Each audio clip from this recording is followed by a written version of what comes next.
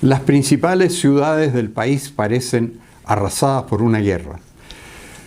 Los saqueos e incendios continúan, las carreteras son bloqueadas por los que no quieren pagar el TAG, los carabineros se declaran sobrepasados por los vándalos que los atacan y a quienes no pueden responder porque se les culpa de atropellar los derechos humanos por el uso de rifles antimotines y bombas lacrimógenas. Están limitados al carro lanzaguas y a tirar de vuelta las piedras que les lanzan sus atacantes. Los únicos que parecen haberse dado cuenta de lo que ha pasado son los que compran dólares y han hecho subir la divisa a casi 820 pesos. El resto camina confiadamente hacia el cadalso de abril, cuando en el plebiscito de entrada se acuerde preparar una nueva constitución cuya meta fundamental será debilitar el derecho de propiedad para hacer pasar medios de producción al Estado. Se desmantelará así el ente más odiado por la mayoría en este momento, el que llaman modelo económico, como lo han bautizado ellos, aunque sea nada más que un régimen que respeta la libertad personal y restringe al Estado a ser subsidiario. Es que esa mayoría culpa al modelo del llamado malestar social, derivado de los bajos sueldos, las bajas pensiones, la deficiente educación pública y la pésima atención hospitalaria pública. Cree que si se le dan más recursos al Estado todo eso se solucionará, pero se ha probado que si el gasto social fiscal actual llegara al 20% más pobre, no habría pobres y cada hogar de bajos recursos tendría un ingreso de 2,5 millones de pesos al mes, que lo situaría en el sector acomodado. Así además se terminaría con la desigualdad, pero casi nadie hace caso de eso, sino que culpa de todo al modelo. ¿Dónde se queda la plata para los pobres? Tal vez ayude a explicarlo el mirista inspector de derechos humanos, que gana casi 5 millones de pesos mensuales y denuncia a carabineros por abusos contra los manifestantes, o el pago que reciben 100.000 falsos exonerados políticos. Ahí se va el gasto social y no a los más pobres. Piñera también apoya la Asamblea Constituyente. No estaba en su programa. Es que se ha rendido a la izquierda y ha entregado todo. Lo peor para él parece ser la amenaza de ser acusado por la izquierda de violar los derechos humanos e incurrir en delitos de lesa humanidad. Entonces ha enviado un conjunto de proyectos de ley que podrían eventualmente autorizar a los uniformados a usar sus medios frente al caos, pero ahora con la autorización del Congreso dominado por la izquierda. Quiere hacerla cómplice de la inevitable represión. Como la izquierda se ha dado cuenta de que el vandalismo, los saqueos y los incendios son ya intolerables y afectan a la población de todos los niveles, se ha asustado y ha aceptado. No porque sepa de alguna amenaza concreta de golpe armado a la institucionalidad, porque no la hay.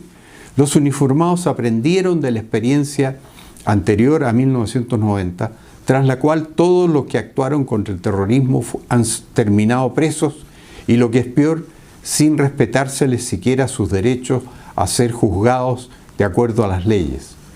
Algo sorprendente ha sido que una de las primeras empresas privatizadas en que piensan los teóricos socialistas de la nueva Constitución a la hora de debilitar el derecho de propiedad y para hacerla expropiable, es la eléctrica Enel, actualmente controlada por capitales italianos. Pero su presidente, Francisco Starace, ha dicho que el proceso de cambiar la Constitución es, comillas, extremadamente positivo para la sociedad chilena, cierre de comillas, y que la actual Constitución, comillas, le escribió la gente de Pinochet y debía cambiar, cierre de comillas. Nadie le ha informado a Starace que la Constitución ahora está firmada por Lagos, y él haría bien en recordar la frase de Lenin cuando decía que los capitalistas le iban a vender a la revolución la soga con que los iban a ahorcar. Más aún, 2/3 de los diputados de centro derecha son favorables a la nueva Constitución, según informó el Mercurio. Los desbordes y los aportes de los hermanos Osandón hacen preguntarse quién quedará en la centro derecha para pagar la luz. Se han cambiado todos. A todo esto, hordas juveniles han invadido los malls de los barrios acomodados, como la Dehesa, el Parque Arauco y el Paseo Los Dominicos. Con extintores en la mano, recorrieron los pasillos mientras las tiendas bajaban apresuradamente las cortinas. No hubo saqueos ni incendios, aunque sí malos tratos a algunas personas. Fue una primera visita de inspección. Y la CUT y la ANEF llamaron a paro general, haciendo su aporte a la crisis de gobernabilidad. Pero el país ya parece acostumbrado a no funcionar. Con servicios públicos, profesores y hospitalarios en huelga, se completará un trimestre de contracción económica. Mientras tanto, se está acordando trabajar menos horas, aumentar el ingreso mínimo, aumentar la pensión mínima a más de 500.000 pesos ambos. Parece que todavía nadie les ha dicho a los chilenos que tendremos que pagar la cuenta.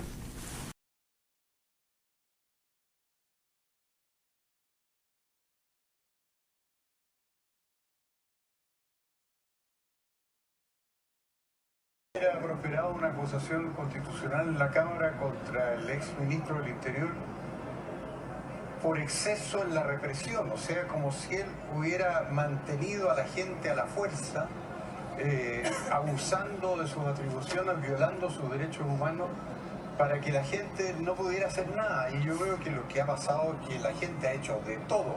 Ahora, ¿qué gente ha hecho de todo? Obviamente hay una delincuencia desatada. Aquí se habla de estallido social. Este estallido no tiene nada de social, es antisocial. Es un estallido delictual.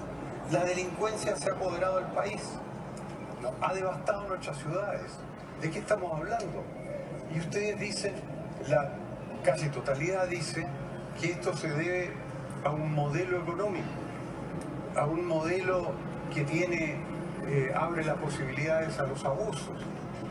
Yo el único abuso que veo es que el modelo ha procurado que el presupuesto tenga una cantidad enorme de dinero para gasto social destinado a los más pobres, y lo que veo es que ese dinero no llega a los más pobres, porque un cálculo que ha hecho el exministro de Hacienda, Rolf Lüders, ha dicho si el gasto social se le diera al 20% más pobre de las familias chilenas, esas familias tendrían todas un ingreso mensual de 2,5 millones de pesos al mes, y no le llega. ¿A quién le llega el dinero del gasto social? Yo vi el otro día un 1% más pobre de las familias chilenas, esas familias tendrían todas un ingreso mensual de 2,5 millones de pesos al mes, y no le llega.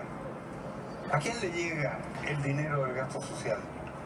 Yo vi el otro día un inspector de derechos humanos que declaraba que había sido herido por un balín y que estaba vigilando a los carabineros. O sea, el inspector de derechos humanos estaba vigilando a los carabineros.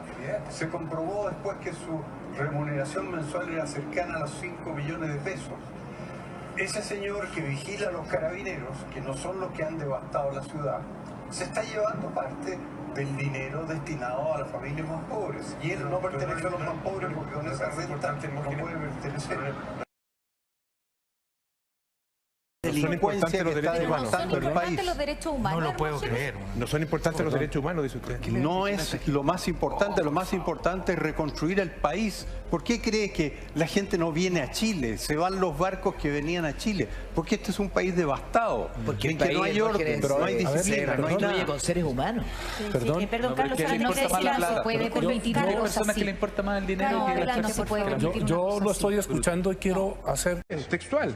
No, Eso no es es lo que usted textual. dijo. No. Sí, Lo bueno. que yo he dicho que es absurdo que se condene a un ministro por haber violado los derechos humanos en circunstancia que el problema nacional es el absoluto atropello del orden público que no existe en el país en este momento y Hay en la angustia personas que que tienen todos los quedaron chilenos. ciegas, hay personas que perdieron un ojo para el resto de su vida, hay personas muertas, hay personas torturadas, hay personas abusadas sexualmente y usted ni siquiera las menciona. Hay 2.500 carabineros heridos en este momento. Y también está mal, Por y eso, lamento el eso es sufrimiento lo de que esos hay. carabineros que Es han un actuado problema bien. de Pero usted ni enfrentamiento. siquiera los menciona. Ha habido un estallido ni siquiera los delictual en el menciona porque a país. usted le duele más El delito daño se ha material apoderado que del el daño país. económico que el La daño humano. angustia del Reconózcalo. país, la angustia del país es el delito que ha devastado la Y la ciudad. angustia de millones de personas que no saben cómo llegar a fin de mes también importa. Y usted nunca lo dice. Usted no puede decir... Claro que lo he dicho. He dicho que el dinero para ayudar a esas personas está en el presupuesto No es verdad. y se va a otro No es verdad, está en los destino. bolsillos de los dueños de la usted, AFP. usted no puede decir que 1.200.000 personas marchando en un estallido delictual, y se lo digo también con respeto. No, porque hay no que- me refiero a eso, me refiero a los Porque- desórdenes que provocaron los Y daños. por eso que hay que Porque separar las cosas. Cuando desfilaban 1.200.000 personas, había 16 millones de personas que no desfilaban.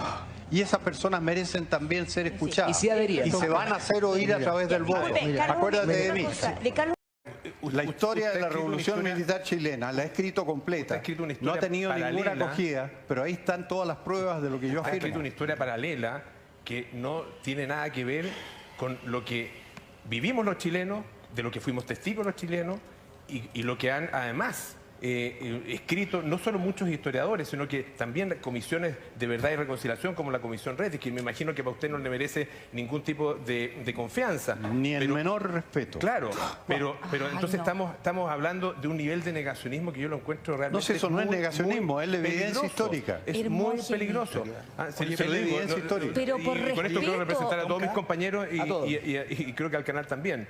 O sea, estamos en profundo desacuerdo con lo que usted está diciendo. Profundo Perdón, por desacuerdo. respeto, por favor, tengamos un mínimo de respeto. Disculpen, por favor, acá Alfredo quiere decir algo. No, a mí, a ver, pasamos, convengamos y pongamos la pelota a tierra, pasamos de la relativización de los derechos humanos en estas últimas semanas a la negación completa de la violación sistemática de los derechos humanos en dictadura. En eso estamos. ¿Ah? Estamos en una conversación excéntrica y profundamente inmoral. Sí, sí, sí. Es importante que lo digamos. Y yo quiero apuntalar... Yo creo que es profundamente moral que yo niegue esa afirmación. Yo quiero apuntalar... Pero una cosa, disculpe, Hermógenes, yo creo que estamos todos de acuerdo. No sé si me corresponde o no, pero no se puede compartir el espacio televisivo con una persona que está negando parte de la historia de Chile. No, yo estoy afirmando que lo que yo digo es la verdad histórica, lo he escrito. Pero ¿cómo va Y a si ser la les verdad molesta que yo histórica? esté aquí porque diciendo, me voy. Oye, ningún problema. Hermógenes, Es que si la verdad... amigos de Carlos Minami Sí, lo míos. dicen. Mi padre fue torturado sistemáticamente Sí. en dictadura y me vienes a decir que no hubo violación a los derechos humanos de corte sistemático. No fue sistemática, dictadura. no fue Por favor. sistemática. Además, yo quiero- Perdone, disculpe, yo quiero pedirle por favor si se puede retirar, lo siento, no me parece porque lo que usted está haciendo... Pero por supuesto, Sí. ¿cómo no me voy a Discúlpeme. retirar si soy censurado? Aquí no puedo exponer mi opinión. Perdón. Y se Discúlpeme, pero descalifica siento que mi no opinión en corresponde. términos que son insolentes e injustos. Pero usted Perdón. Así que por eso me retiro. No, nosotros le pedimos por favor que se retirara antes porque me parece que no corresponde. Discúlpeme, lo siento. Tonka, perdón. Sí, Alfredo, discúlpeme si he cometido un exabrupto a nivel canal, pero creo que esto es muy doloroso para Chile. Yo no viví la dictadura como ustedes, pero es parte de la historia del país. Tonka, No podemos sí. permitir que se niegue nuestra historia. Tenemos que hacerla viva día a día porque no queremos caer en los errores del pasado.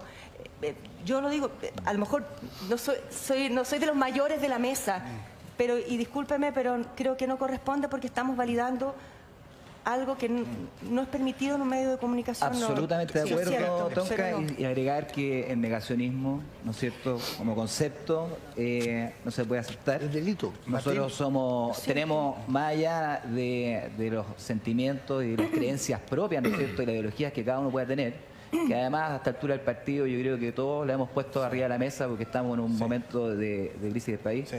Hay cosas que son inaceptables y cuando las cosas son inaceptables hay que asumirlas. Y tenemos una responsabilidad Y tenemos una responsabilidad. enorme. ¿Y sabes qué? Y aquí lo hago y yo Pero- me sumo absolutamente y yo creo que una decisión correcta.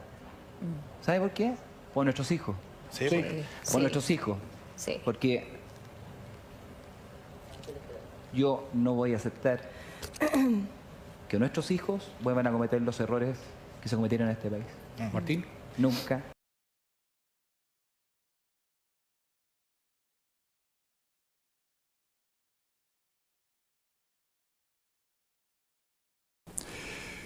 Acabo de salir del programa Bienvenidos de Canal 13, donde se me dijo que no podía permanecer en ese programa dadas mis opiniones.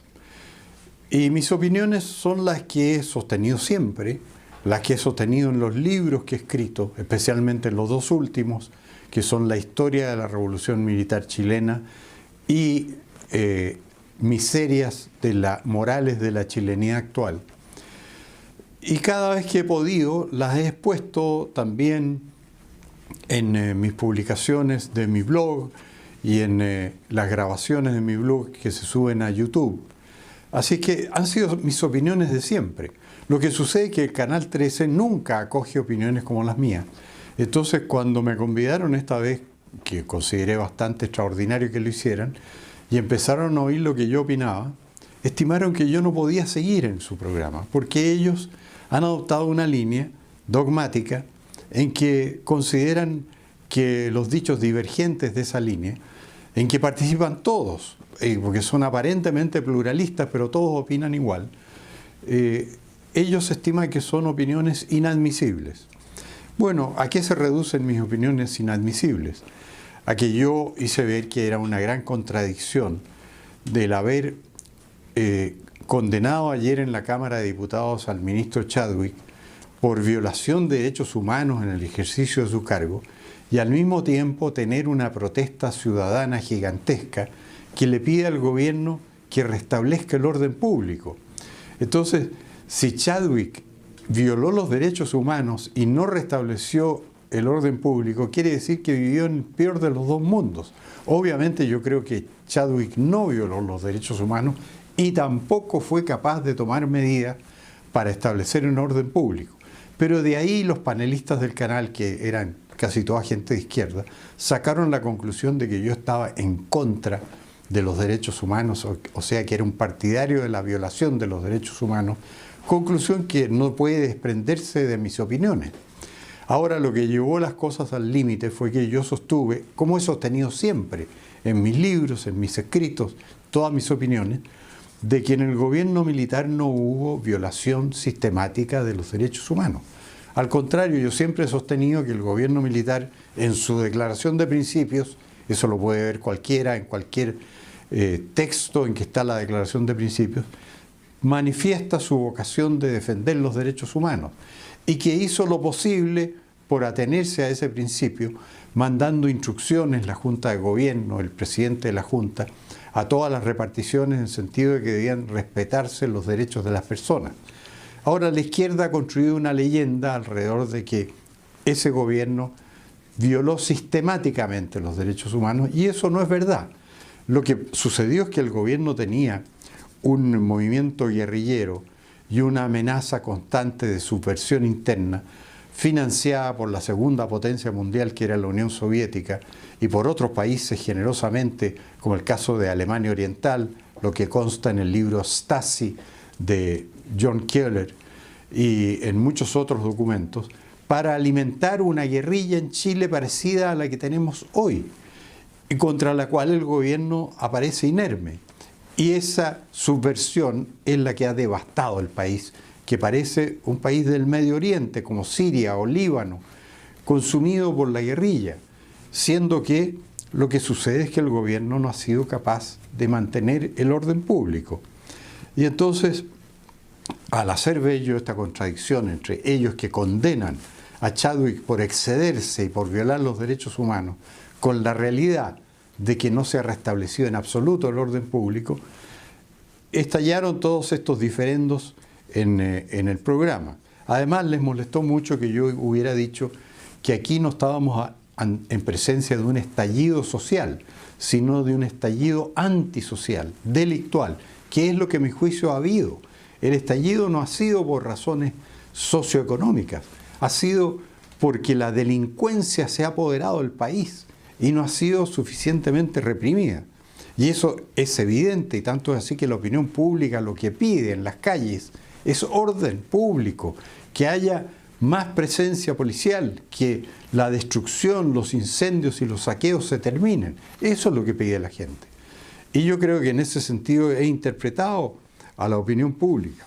Ahora, otro punto que no alcancé a hacer ver en el programa, debido a que se me pidió que hiciera abandono de él, yo me aprestaba a hacer lo mismo cuando me habían dicho que mis opiniones eran inaceptables, es que curiosamente en el país el único lugar que ha sido respetado por los vándalos, saqueadores, incendiarios, han sido las viviendas particulares. ¿Y por qué? Por una cosa muy sugerente. Porque en las viviendas particulares los dueños de casa tienen armas de fuego y pueden usarlas quedando acogidos a la legítima defensa. O sea, la legislación en ese caso establece una legítima defensa privilegiada, en el sentido de que se presume que una persona que da muerte a otra que ha entrado a su casa contra su voluntad está actuando en legítima defensa. Y por eso los saqueadores, violentistas y personas que han provocado los desórdenes en la ciudad no entran a viviendas particulares, porque ahí la ley favorece a la víctima del delito, en este caso el dueño de casa, que puede dispararle. Y por eso es la mejor demostración de que, usando los medios que tienen las Fuerzas Armadas y Carabineros contra la delincuencia, como son sus armas de servicio, se pondría término al estado en que está viviendo el país. Yo no he hecho otra cosa que razonar sobre estas bases, y eso es lo que ha provocado que resulte inaceptable para el programa Bienvenidos de Canal 13 que yo exponga ahí mis opiniones, pero son las que he mantenido siempre, y hasta estoy arriesgando, como me dijo uno de los panelistas, que podría ir a prisión por opinar de esa manera. Sería una cosa lamentable que en Chile, por el ejercicio de la libertad de expresión y de opinión, uno tuviera que ir a la cárcel, y espero que no sea así.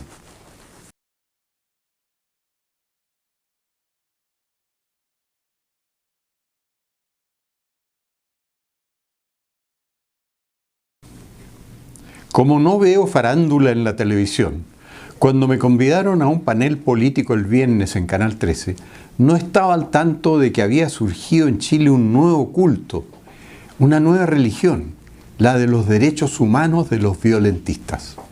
No sabía que, según su libro sagrado, su Corán, ellos pueden tirar piedras y bombas molotov a los carabineros, pueden destruir, saquear e incendiar, pero no se les puede tocar un pelo ni hacer nada, pues hay legiones de inspectores de derechos humanos pagados por nosotros los contribuyentes, vigilando celosamente para que nadie vaya a violar los derechos humanos de los violentistas, aunque estén transgrediendo a diario los derechos humanos de todos los demás, las personas comunes. Entonces, cuando en el panel me preguntaron el viernes si debía protegerse el orden público bajo el cual desarrolla su existencia la persona común, aún por sobre el derecho de los vándalos, saqueadores y pirómanos a no ser maltratados, dije, por supuesto, y ello desató la ira de los sacerdotes del nuevo Corán. Pues apenas respondí, vi inclinarse hacia mí la cabeza de Polo Ramírez, un periodista a quien conocía muchos años atrás en el Mercurio, como moderado y de derecha entonces, pero ahora preguntándome con aire escandalizado y haciéndome recordar a un miembro del Sanedrín que fulminaba a Cristo por no respetar el descanso de los sábados, preguntándome si yo realmente estaba diciendo que para mantener el orden público se podía reprimir a los subversivos, lo que él hacía sinónimo de violar sus derechos humanos. Me miraba con ojos que transmitían algo así como: si dices que sí, te vamos a crucificar. Mirada muy típica derechista, que conozco desde antiguo, y que transmite algo así como una infinita satisfacción de estar cumpliendo, satisfaciendo un anhelo comunista. Pues una desgracia de la política chilena reside en que, en el fondo de todo derechista, subyace un secreto deseo de que los comunistas lo perdonen, o al menos no lo maten. Por supuesto, en las grandes democracias, la respuesta a esa pregunta que me hicieron es clara. Con tal de mantener la seguridad y el orden que garantizan los derechos humanos de las personas comunes, de entrada les sacan la contumelia a los subversivos, sin decir agua va, para expresarlo descriptivamente. Ayer vi la grabación de la captura en Londres del subversivo del ISIS que acuchilló a 2 personas en el puente de la Torre. 3 policías lo redujeron y lanzaron al suelo. Luego llegó un cuarto con una subametralladora y de un tirón quitó al colega que estaba forcejeando en el suelo con el subversivo caído y mató a este con dos tiros. ¿Derechos humanos? ¿Debido proceso? ¿Rule of law? Nada de eso. Eso queda para los chilenos y sus ciudades arrasadas. Pues acá hoy hay ex militares cumpliendo condenas en Punta Peuco por conductas similares a la que acabo de escribir antes de los 70. Hoy en Londres prima por sobre todo la protección de los derechos humanos de la persona común, y el que atenta contra los mismos se le da de baja, sin más. Y los norteamericanos hacen lo mismo. Acaban de matar a Abu Bakr al-Baghdadi, jefe del ISIS, disparándole desde el aire. Y lo han celebrado bastante. ¿Debido proceso? Por supuesto que no. Me recordó cuando en 2011 un comando norteamericano ubicó a Osama Bin Laden en Pakistán, tras interrogatorios con torturas, le dieron muerte junto a varios colaboradores y a una de sus mujeres, y después lanzaron su cadáver al mar. ¿Les miraron la cara a Amnesty International o a Human Rights Watch los norteamericanos? No prima la protección de los derechos humanos de la persona común, prima la protección de los derechos humanos de la persona común entre ellos. En cambio acá prima el Corán comunista y similares procedimientos contra la subversión condujeron y conducen a Punta Peuco. Recuerdo que Hillary Clinton, preguntada una vez por el periodista Wolf Blitzer de CNN sobre qué debía prevalecer, si los derechos humanos o la seguridad nacional, respondió sin vacilar que la seguridad nacional. Está documentado eso en mis libros. Por lo mismo le contesté a Polo Ramírez y se desató el escándalo. Si Hillary hubiera ido a Bienvenidos, Tonka Tomisic la habría invitado a retirarse del programa por decir lo que dijo. ¿Qué fue lo que hizo conmigo cuando aseguré otra verdad indiscutible, que es que bajo el gobierno militar no había habido violaciones sistemáticas de derechos humanos? Eso es una verdad histórica. Además es muy fácil de probar. Yo lo he documentado con los pronunciamientos del régimen militar desde fines del 73, ordenando a sus funcionarios respetar los derechos de las personas. Ello corroborado además por la abundante evidencia de que el régimen chileno era el más vigilado del mundo en materia de derechos humanos. Así, llegaban acá sucesivos inspectores de las Naciones Unidas a examinar la situación de esos derechos. Se recuerdan las misiones del pakistaní Ali Alana, la del costarricense Fernando Bolio, jurista que tras una condena a Chile por parte de la Comisión de Derechos Humanos de las Naciones Unidas, estuvo en desacuerdo con eso y comentó públicamente que la condena a Chile no se ajustaba a la realidad imperante que él había investigado por encargo de las Naciones Unidas. Pues todos los años éramos juzgados por esa comisión de la ONU, y la condena por violar derechos humanos tenía graves consecuencias, como la enmienda Kennedy que prohibía a los Estados Unidos vender armas a Chile. Los miembros de la Junta, y luego Pinochet como presidente elegido, habrían sido sospechosos de haber perdido la razón si hubieran mantenido como sistema el atropello a los derechos humanos, pues ello les significaba no solo castigos como el anteriormente citado, sino perder créditos del Banco Mundial y el Fondo Monetario Internacional. Pero estas cosas hoy no se juzgan atendiendo a la verdad de los hechos históricos, sino solo a través de la repetición de las consignas de la izquierda, que eso es lo que impera en nuestro medio. A mí casi me divierte otra acusación, la de torturas, gran favorita para fulminar al gobierno militar, en circunstancias que el 23 de enero de 1972, bajo el gobierno de Salvador Allende, el Mercurio informaba a toda página en esa fecha, que el presidente de la Juventud del Partido Nacional, Juan Luis Sosa, relataba in extenso sus torturas por aplicación de electricidad en el cuartel de investigaciones de Rancagua y el posterior interrogatorio por parte del subdirector de servicio, el comunista Carlos Toro. Nada de ello fue siquiera contradicho ni desmentido ni por investigaciones ni por el presidente Allende, que mantuvo en su cargo a Toro, por supuesto. Lo ratificó tras haber sido denunciado por torturar. No en vano, una de las razones del acuerdo de la Cámara llamando a las Fuerzas Armadas a deponer a Allende era que su régimen aplicaba torturas y flagelaciones a opositores. Poco antes de Osa, el director del diario El Cóndor de Santa Cruz, Maximiano Errázuriz, había sido torturado por detectives miristas, pero después de 1990 las torturas han sido hechas aparecer como una invención de la Junta. Con razón, el senador Navarro anuncia una ley Hermógenes, como la llama, para condenar a presidio hasta 5 años a quien niegue que las violaciones de los derechos humanos durante el gobierno militar fueron sistemáticas, cuando la historia señala precisamente que no fueron sistemáticas. Ya hay un proyecto similar en el Congreso, bautizado como el de cárcel para los historiadores. Es sabido que la verdad es una de las primeras víctimas de las constituciones bolivarianas, como la que las encuestas predicen que se consagrará por mayoría en este devastado Chile a partir del plebiscito de abril próximo.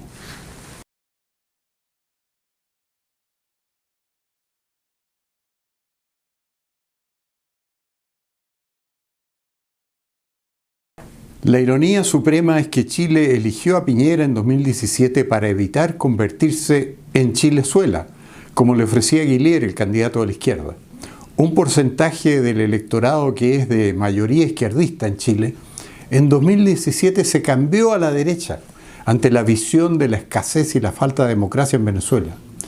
Pero en estos días hemos visto que ahora Piñera encabeza la conversión de la otrora joya más preciada de la corona latinoamericana, que era Chile, precisamente en Chilezuela, al iniciar el tránsito hacia una asamblea constituyente que sabidamente fue allá el preámbulo de la pérdida de la democracia, la libertad y la prosperidad.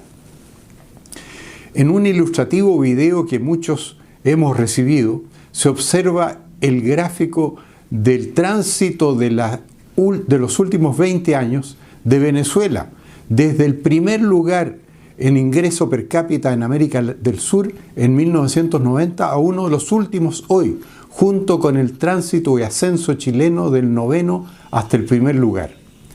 La mayoría no podía saber que hoy, diciembre de 2019, Piñera levantaría las manos en señal de rendición ante la violencia callejera del adversario y en lugar de restablecer el orden público con energía, patrocinaría una asamblea constituyente que ya sea llamándose convención ciudadana o convención mixta, está llamada a ser el preámbulo de nuestro propio socialismo del siglo XXI.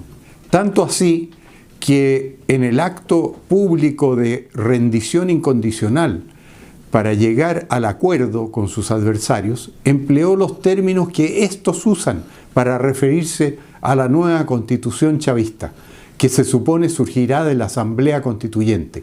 La casa de todos, dijo. Así la izquierda alude a la nueva Carta Fundamental en ciernes.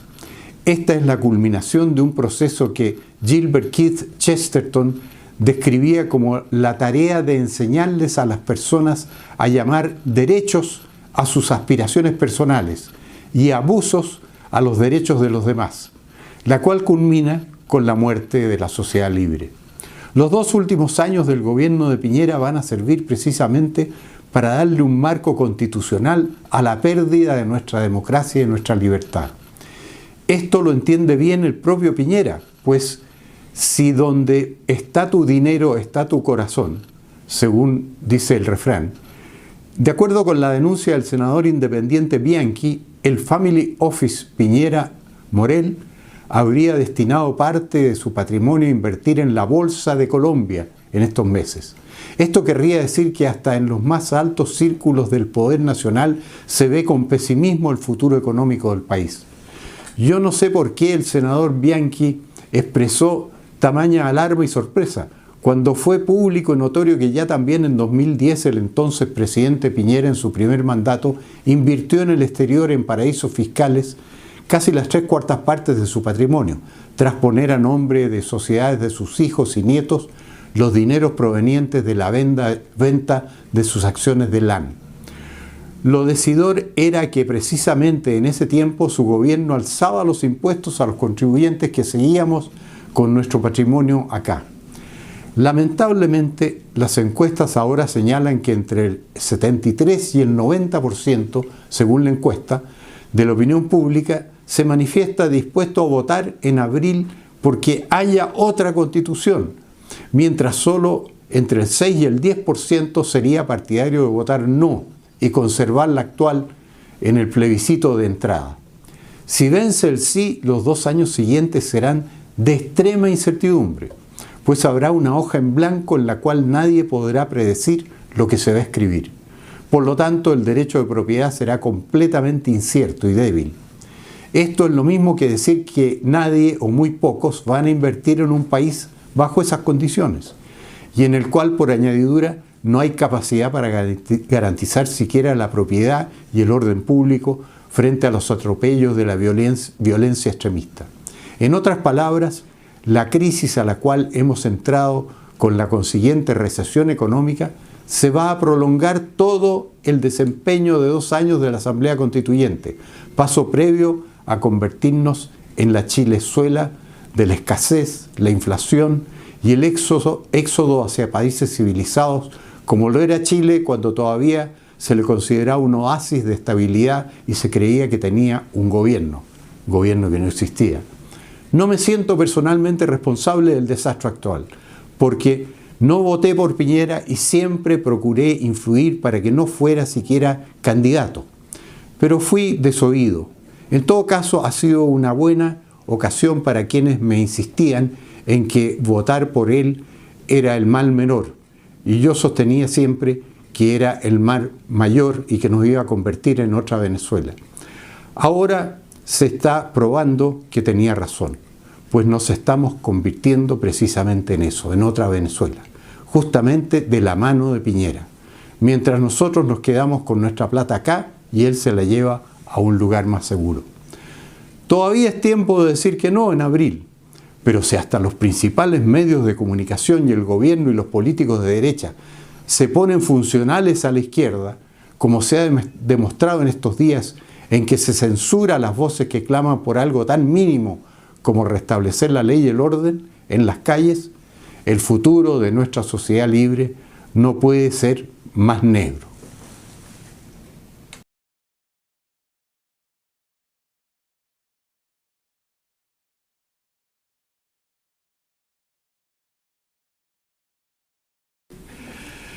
Mi mujer quiere irse del país. Dice que si hay asamblea constituyente, Chile será igual a Venezuela y Cuba. De nuestros 4 hijos, 2 la apoyan. Ella es de alto patrimonio y quiere liquidarlo e irse. Yo le he pedido que espere a la votación de la reforma constitucional en el Congreso, donde podría ser rechazada, y todo quedaría en nada. O por último, que espere a abril, donde el triunfo del no podría salvar a Chile. Pero ella me replica que 2/3 de los parlamentarios de derecha están por el sí, según el Mercurio.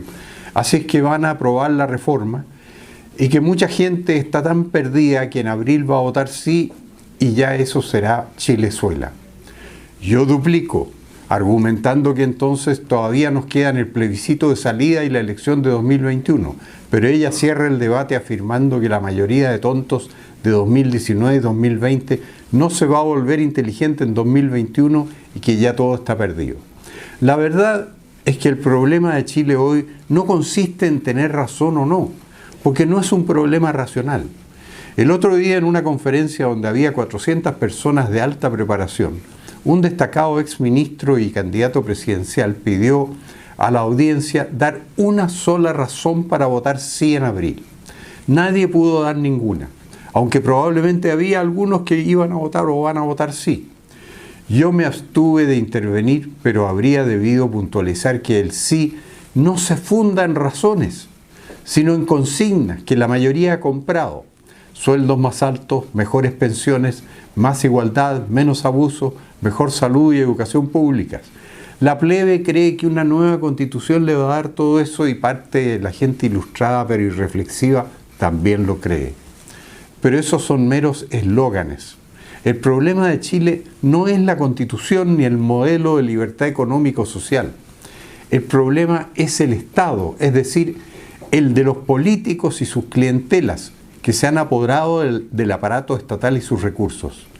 En el sector público, el 58,6% de los sueldos son de más de 1 millón de pesos, mientras en el privado la cifra es 19%. En el sector público solo el 2,8% gana menos de 500.000 pesos, mientras en el privado ganan menos que eso el 39,6% de los empleados. Informe estadístico de la Dirección de Presupuestos citado por Gustavo Latorre en Chile Informa del 17 de diciembre. ¿Es el Estado estúpido? Esa frase debería presidir el debate público chileno.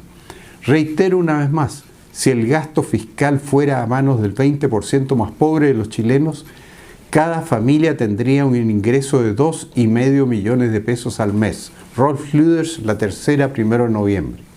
Me refiero al gasto social. No habría pobres en Chile y seríamos uno de los países más igualitarios de la OECD. Entonces, la revolución hay que hacerla en el Estado. Es allí donde están los abusos. Le paga pensiones a 100.000 exonerados políticos falsos. Multiplique 200.000 por 100.000, son 343 millones de dólares anuales robados.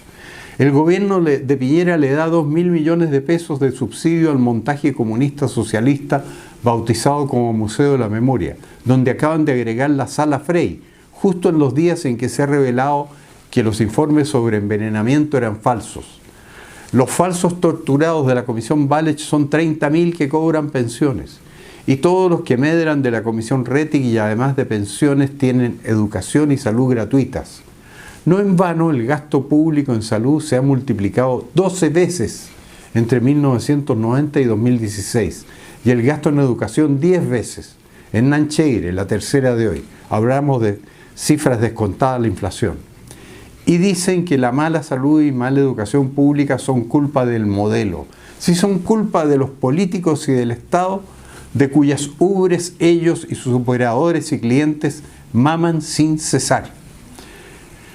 Le digo a mi mujer que esa es la revolución que vamos a hacer en Chile, la de convertir al Estado en algo que sirva a los chilenos comunes y no a los políticos y sus clientelas. Y ella me contesta que nadie se atreve contra la Bárbara Figueroa, el doctor Maturana o Mario Aguilar, el dirigente de los Profesores Rojos, que anda con un ojo tapado en estos días. Que está todo hecho para que los revolucionarios ataquen a la fuerza pública, destruyan, incendien y saqueen y que cualquier reacción para detenerlos constituya violación de derechos humanos. Que esto ya no tiene vuelta, dice ella, y que yo no sé ingenuo. Un experto en movimiento de capitales que hemos consultado nos ha dicho que el gran número de familias que está tomando la misma decisión de ella lo ha sorprendido, porque no se lo esperaba. El Centro de Estudios Públicos podría hacer una encuesta preguntando: ¿en qué cree más usted? ¿En que Chile será como Venezuela y Cuba? ¿O en que triunfará acá la revolución que reducirá el Estado y con sus recursos hoy malgastados les dará mayor libertad, igualdad y prosperidad a los chilenos? De su resultado podría depender que mi mujer se vaya o no del país.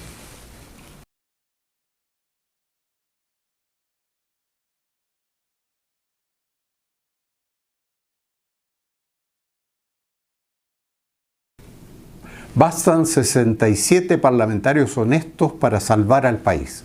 Defino como honestos a los que respetan la ley.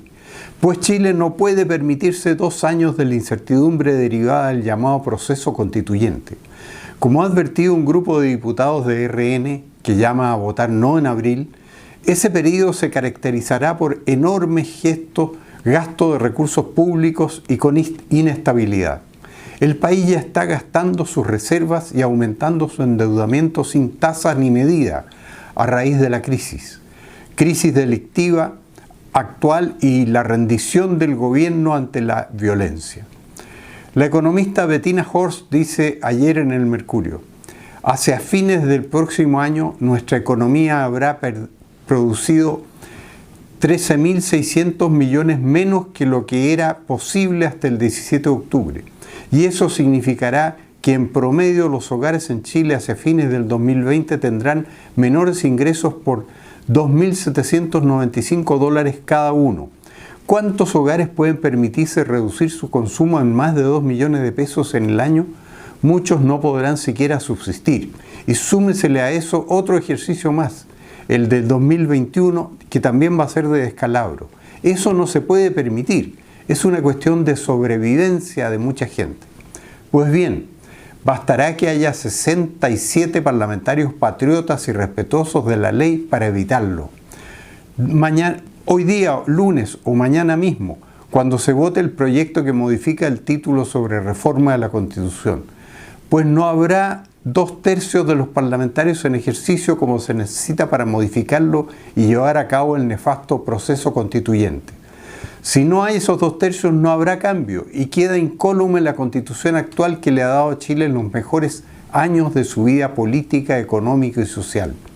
El economista Carlos Williamson escribió en La Tercera de ayer: no hay en la historia de Chile un periodo de prosperidad similar a 1973-2013, en que el ingreso per cápita se multiplicó por 4, ni tampoco un periodo de mayor parálisis económica en los mismos 40 años como fue 1933-73, con crecimiento de 0,5 veces el mismo indicador. Bastan 67 parlamentarios para salvarnos de 2 annus horribilis, como habrá si el proceso constituyente prosigue, más la incertidumbre que se genera. Pues si 52 diputados y 15 senadores votan mañana o esta semana contra la reforma, no habrá proceso constituyente y seguirá incólume la Carta Fundamental firmada por Ricardo Lagos y todo su gabinete en 2005, tras ser ratificada en 2 sucesivos plebiscitos, el del año 80 y el 89, y por el Congreso Pleno en 2005 con 150 votos a favor y solo 3 en contra y 1 abstención. Pues los parlamentarios honestos respetarán el artículo 32 de la Ley de Partidos Políticos, según el cual las colectividades no pueden darles órdenes de partido acerca de cómo votar. Por lo tanto, votarán en conciencia. Y por lo tanto, el acuerdo por la paz y una nueva constitución, suscrito tras la rendición del gobierno ante la violencia, y que fuera firmado por las directivas de los partidos de gobierno y casi todos los de la oposición, debió partir de la base de que se suscriba sometido al respeto de la ley. Y la ley permite a los parlamentarios votar según su conciencia. Si parte de la base de que se iba a imponer la orden de partido, era nulo por ser contrario a la ley. Pero además, ese acuerdo fue nulo por otro concepto. Se obtuvo por la fuerza. Los vicios del consentimiento, según el Código Civil, son el error, la fuerza y el dolo. En este caso, el impotente gobierno de Chile Vamos, incapaz siquiera de mantener el orden público, debió firmar amenazado por los autores, cómplices y encubridores de la violencia desatada sobre el territorio. Sus directivas firmaron con la pistola al pecho. Eso carece de toda validez y eso le da libertad a los parlamentarios para votar ahora como quieran. Y aunque tuviera validez, ese acuerdo no podría haber incurrido en una ilegalidad como imponer a los parlamentarios la obligación de votar de determinada manera en el desempeño de sus funciones. Bastan entonces 52 diputados y 15 senadores patriotas y respetuosos de la ley en Chile Vamos para poner término ahora a la incertidumbre, para mejorar las perspectivas del país en los próximos 2 años. Esa coalición tiene 62 diputados y 19 senadores, o sea, 91 parlamentarios. Así que hasta puede darse el lujo de albergar 10 diputados y 4 senadores tránsfugas dispuestos a votar por la alternativa peor y todavía así salvar al país. En conclusión, esta semana sabremos si había o no en nuestro Congreso Nacional 67 parlamentarios capaces de evitarnos los 2 peores años de nuestra historia, iniciados ese fatídico 16 de octubre de 2019.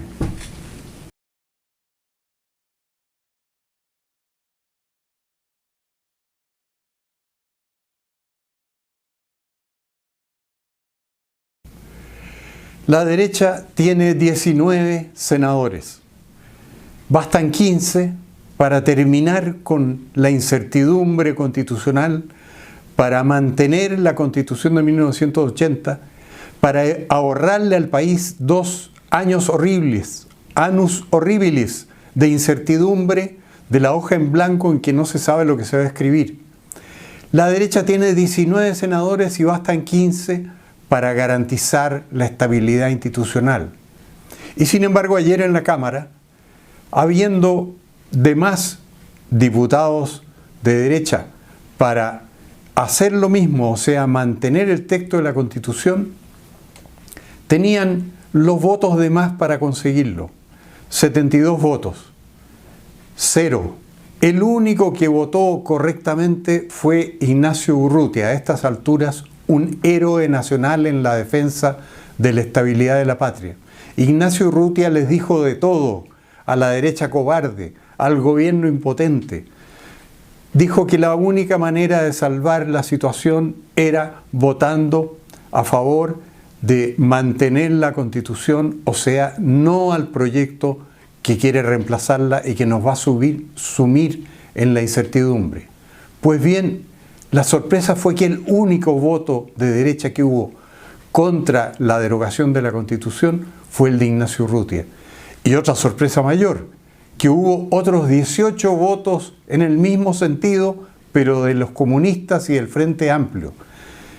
Nadie me podrá explicar por qué los comunistas y el Frente Amplio están por mantener la Constitución de 1980, pero lo hicieron. No sé los motivos que tuvieron, pero le hicieron un intento de servicio a la patria que se frustró porque se necesitaban 67 votos y se reunieron solo 18. Ahora en el Senado se necesitan solo 15 votos. La derecha tiene 19 senadores. Pueden perfectamente terminar con la incertidumbre en el país. Pueden ahorrarle a Chile 2 años horribles de incertidumbre, de debates inútiles, y sin embargo, a la hora de los que hubo, ¿qué pasa con la derecha piñerista? Que deserta de su función de hacer al país gobernable, pacífico, estable, a donde quieran llegar las inversiones porque saben que hay derecho de propiedad, porque saben que hay democracia, porque saben que hay libertad como la ha habido en estos últimos 30 años. Y sin embargo, a la hora de los que hubo, los votos de la derecha no llegan. Yo les pido encarecidamente a los senadores que tengan en cuenta que ellos por ley no pueden recibir órdenes de partido, porque las órdenes de partido están prohibidas por la Ley Orgánica Constitucional de Partidos Políticos. No puede la directiva obligarlos a cometer una traición a la patria como sería persistir en esta tarea de derogar la Constitución de 1980. La Constitución de 1980 se puede mantener si 15 de los 19 senadores de derecha votan por mantenerla. Esos senadores esos senadores tienen conciencia, tienen buena formación, han sido elegidos al amparo de la Constitución de 1980, han visto prosperar al país al amparo de la misma Constitución. Su obligación hoy día es mantenerla y basta que voten en ese sentido para que ella sea mantenida y se termine la incertidumbre en Chile. De ellos solamente depende.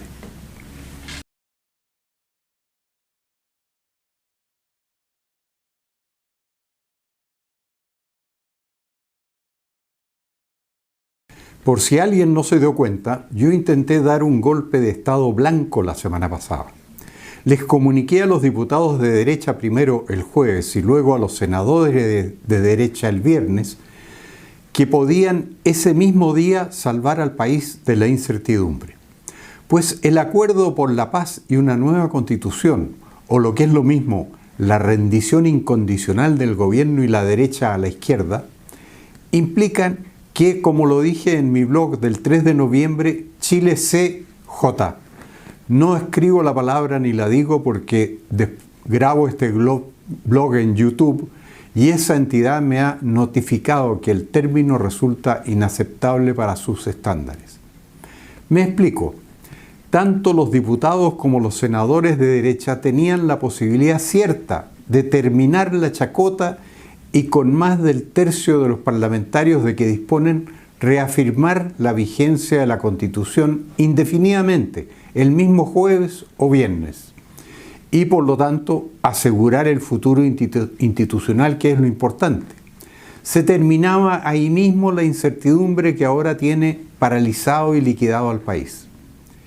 Ya los desórdenes públicos iban a ir disminuyendo, anunciando que Piñera podría terminar su mandato desprestigiado y todo y en medio de la desorientación máxima que lo caracteriza hoy, pero por lo menos no gobernando según el programa del Foro de Sao Paulo y los dictados de Maduro, como lo está haciendo ahora.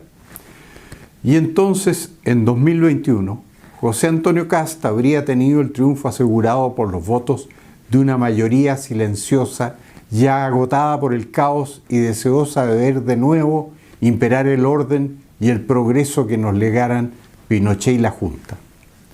En cambio, como mi golpe blanco no resultó, hoy reina el pesimismo entre la gente que importa, que es la que entiende algo. Y ni siquiera sabemos si va a haber elecciones limpias en 2021 o nos va a estar gobernando una asamblea constituyente como la de Maduro. Es verdad que lo que yo pedía a los parlamentarios de derecha era efectivamente dar un verdadero golpe político, porque implicaba desconocer el ilegal acuerdo del 15 de noviembre adoptado entre las directivas de los partidos. Es decir, les pedía provocar un terremoto político, pero estrictamente sujeto a la legalidad, la cual prohíbe a las directivas dar órdenes a los diputados y senadores acerca de cómo votar, y además tratándose de un acuerdo viciado por la fuerza ilegal representada por la alianza del izquierdismo extremo, el lumpen, la delincuencia y los narcos, que destruyó, saqueó e incendió el país, todo lo cual vició a través de la fuerza del miedo el consentimiento de la derecha. Como se aprendía en primer año de Derecho, cuando los estudiantes iban a clases, los vicios del consentimiento de la voluntad son el error, la fuerza y el dolo. Nótese de paso que implícitamente el acuerdo del 15 de noviembre reconoció de manera oficial y pública que la izquierda política era coautora o por lo menos cómplice de la violencia destructiva, pues se comprometía a terminar con ella a cambio de la rendición de la derecha. Es decir, la izquierda confesó que controla la violencia ilícita. Fue evidentemente toda una extorsión mafiosa que obtuvo a costa de la derecha. Ello ponía de manifiesto la nulidad jurídica del acuerdo por existir ese vicio del consentimiento, la fuerza. Pero para darle el golpe legal y borrar de un plumazo la perspectiva de los 2 años de incertidumbre institucional que hoy nos esperan y que arruinarán al país, y para haber restablecido la normalidad institucional desde el mismo jueves o viernes pasado, se habría requerido de un equipo parlamentario como el que el 22 de agosto de 1973 forjó una mayoría de 87 votos para pedir a las Fuerzas Armadas poner término a la situación entonces existente y al gobierno Allende. Esa falange parlamentaria que habría necesitado esta vez solo 67 votos de diputados o 15 de senadores para restablecer el Estado de Derecho desde ya, hoy simplemente no existe. Los Kerenski, desde luego, han vuelto a su papel histórico de hacer posible lo que pretenden los comunistas. Y el propio contingente de la derecha se encuentra debilitado por las deserciones y desfallecimientos de los Desbordes, los Osandón, los Jaime Belolio y el propio senador Alamán, que dijo que votará sí a la nueva Constitución en abril, según ha declarado. De hecho, ya no quedaba entonces ningún veterano del 73 para volver a salvar al país y evitarnos los 2 sucesivos annus horribiles de incertidumbre 2020 y 2021. De hecho, solo se atrevieron a intentarlo dos héroes parlamentarios de nuestro tiempo, Ignacio Urrutia en la Cámara y Kenneth Pugh en el Senado, que votaron contra la derogación de la Carta de 1980, carta que por lo demás fue ratificada popularmente en 1989 y parlamentariamente en 2005. El 89% que hoy apoya la locura de la Asamblea Constituyente, según la encuesta COES, citada por el Wall Street Journal, el Mercurio del 20 de diciembre, parece muy difícil de revertir, sobre todo si entre los propios parlamentarios de derecha la preferencia por el sí en abril predomina 60-40, según el Mercurio de ayer. Quise, pero no pude. Si bien, como decía Fidel, con menos fundamento que yo, confío en que la historia me absolverá.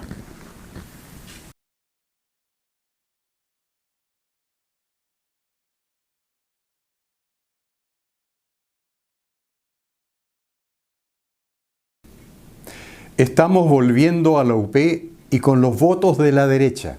Es increíble. La vez anterior, en 1973, nos salvaron la democracia cristiana arrepentida de haber elegido a Allende en el Congreso Pleno en el año 70, por miedo a que si no lo hacía correría sangre por las calles. Pero más miedo le dieron los atropellos del UP y entonces se alió con la derecha sin deserciones ni vacilaciones para llamar a las Fuerzas Armadas. Chile del 73 era un desastre. Económicamente solo superaba a Haití en América Latina. El modelo de sociedad libre que se forjó a partir de ese año nos elevó a la cabeza de América Latina en los años 90. Hoy ese modelo está en demolición, en medio de la proclamación del mayor número de imbecilidades que se ha oído en la historia del país. Pues culpan al modelo cuando bastaría redistribuir el dinero fiscal que se lleva a la burocracia marxista para que no hubiera pobres en Chile y disminuyera la desigualdad. El problema no es el modelo, sino el Estado y los políticos que lo manejan y se pagan sueldos millonarios con sus recursos y a sus clientes políticos. Y así Chile vuelve al marxismo en medio de la violencia, de la ignorancia y del miedo. Escalona y Heraldo Muñoz amenazan con que si no se aprueba una nueva constitución rebrotará la violencia. Toda una confesión de parte. Entonces, con los votos a favor y la complicidad de la derecha cobarde y del gobierno timorato que denunció el diputado Ignacio Urrutia, el jueves pasado la Cámara, al fundar en único voto de derecha en contra de la derogación de la Constitución, hemos emprendido el retorno a la unidad popular. Increíble. El discurso de Urrutia dura 4 minutos, deberían verlo y oírlo todos los chilenos en YouTube y debería reproducirse en las escuelas. Al día siguiente, viernes, en el Senado todavía se podía salvar la Constitución, pero un solo senador de derecha, Kenneth Pugh, votó en contra de su derogación. Todos los demás que podrían haberla salvado desertaron. La derecha está deshecha y dividida, que es lo que le sucede cuando parte de ella arranca hacia la izquierda. Recuérdese 1965. Esta vez siempre supe desde un principio que Piñera la iba a liquidar de nuevo, pero nadie me hizo caso. Pues ese personaje siempre ha sido servir al marxismo y ahora encabeza la marcha hacia la Asamblea Constituyente, como él mismo lo dijo, a lo Maduro, siendo que en 2017 fue elegido por una mayoría que se formó precisamente para evitar una Asamblea Constituyente como la de Maduro. Encabeza él ahora el suicidio de nuestra democracia. Piñera está en pánico, se ha rendido y no se atreve a enfrentar a la subversión ni al vandalismo. Su gobierno incluso les paga a los que lo acusan de violar los derechos humanos, los exmiristas del Instituto de Derechos Humanos, que ganan casi 5 millones de pesos mensuales y se dedican a vigilar a los carabineros para que no abusen de los vándalos, cuando el principal problema nacional es la destrucción provocada por estos. La fuerza pública hoy tiene las manos amarradas y se las amarra el gobierno. Siempre me opuse a Piñera, pero muchos derechistas me decían que era un mal menor. Yo les replicaba que era un mal mayor y hoy se está comprobando eso, cuando el país ha sido demolido y marcha al marxismo encabezado por él. La derecha misma es una vergüenza. He aquí las opiniones del diputado de la UDI, Guillermo Ramírez, en la segunda del lunes 23. Comillas: reconozco que se violaron sistemáticamente los derechos humanos en el régimen de Pinochet y eso siempre voy a condenarlo. Cierre de comillas. Compró entera la mentira propalada por el marxismo. Y preguntado por la forma en que echaron a Hermógenes Pérez de Arce del matinal de Canal 13, Bienvenido, respondió: si a alguien que justifica los campos de concentración soviéticos, yo no lo echaría, dejaría que hablara, pero después lo hago pedazos. Y añadió: no lo debieron haber invitado porque él siempre dice lo mismo. Típico exponente de la derecha renunciaria y cobarde de hoy. La democracia cristiana se alió hace tiempo con el marxismo. Piñera siempre fue su compañero de ruta y ahora se ha puesto a su servicio, derogando la Constitución. Para impedir esto, la derecha tenía los votos, pero solo dos, Urrutia y Puig, trataron en vano de evitar la debacle institucional que nos hará entrar en 2 años de incertidumbre, decadencia, retraso y violencia. El norteamericano George Santayana escribió hace años que los pueblos que no aprenden de su historia están condenados a repetirla. Chile y su retorno a la UP son el mejor ejemplo de ello.